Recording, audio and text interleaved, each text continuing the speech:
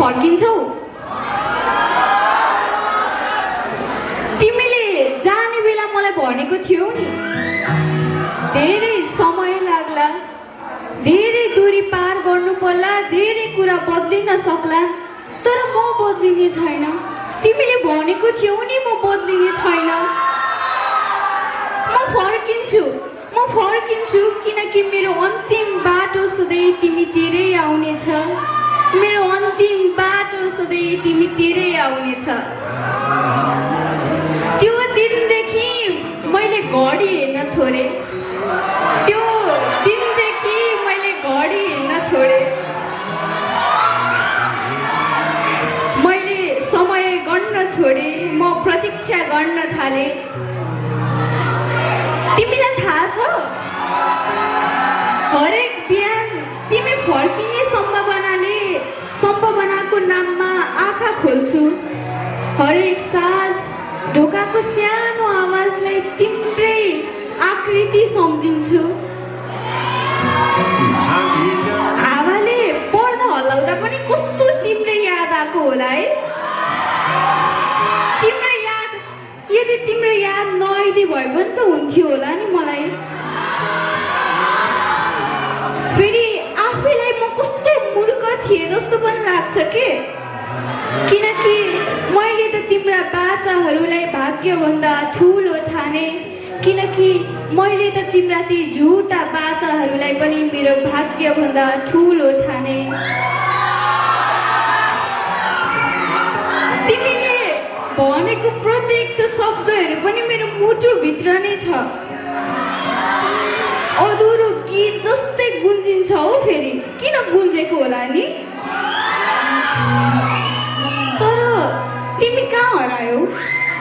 भनिदेऊ न कहाँ हरायौ तिमी कहिलेकाहीँ आकाशतिर हेर्छु अब यहाँ त आकाश छैन कहिलेकाहीँ आकाशतिर हेरेर म आफैलाई प्रश्न सोध्छु क्या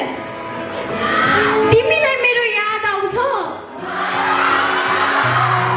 भनिदेऊ न कति याद आउँछ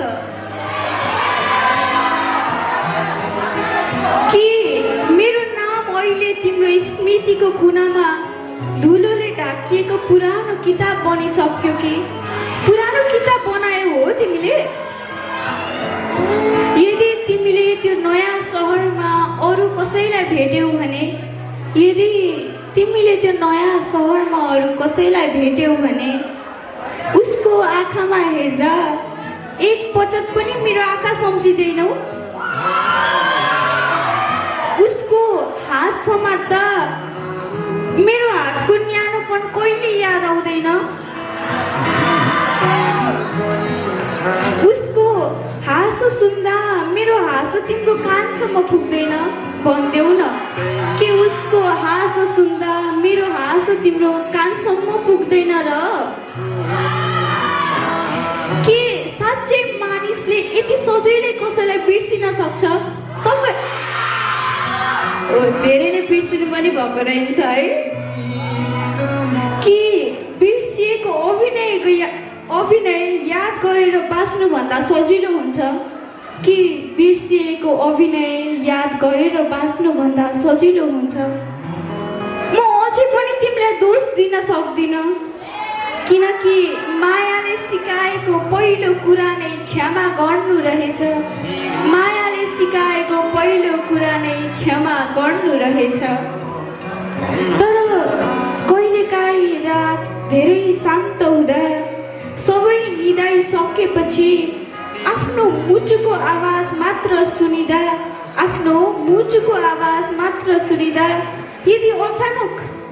मेरो नामले तिमीलाई छोयो भने त्यो यादलाई बिर्सिने प्रयास नगर है किनकि सायद त्यही एउटा क्षण हामी फेरि भेटिरहेको हुनेछ किनभने त्यही यादमा मात्र हामी बाँचिरहेको हुनेछ अनि तिमी फेरि सुन न कुनै दिन फर्क्यौ भने नि मानिसहरूले भन्ने छन् ऊ अन्तिम दिनसम्म पनि तिमी फर्किन्छौ कि भनेर ढुक्का खुल्लै राखेर बस्ती र यदि म मरेको दिन तिमी आयौ भने नि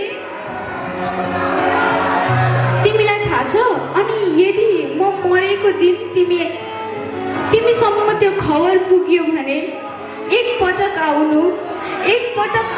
तर रुनु पर्ने बाध्यता लिएर होइन ढिलो भएको सत्य लिएर आउनु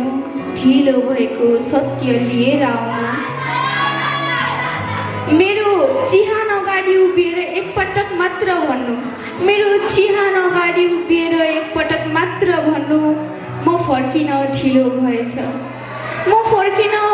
भएछ सायद त्यो आवाज सुन्न मेरो मौनता पनि एकछिन तिमीलाई अँगाल्न खोज्ला सायद तिम्रो आवाज सुन्न मेरो मौनता पनि एकचोटि तिमीलाई अँगाल्न खोज्ला त्यसपछि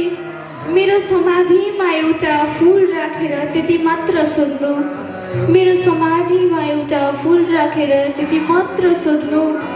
तिमीले यति धेरै माया किन गर्यौ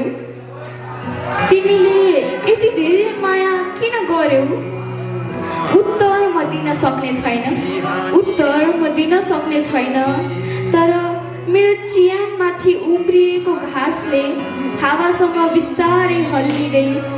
चिहानमाथि उम्रिएको घाँसले हावासँग बिस्तारै हल्लिँदै सायद यति मात्र भन्नेछ किनकि उसले आशा मर्न दियो तर तिमी फर्किन्छौ भन्ने विश्वास अन्तिम साससम्म मर्न दिएन हस्त धन्यवाद थ्याङ्क यू सो मच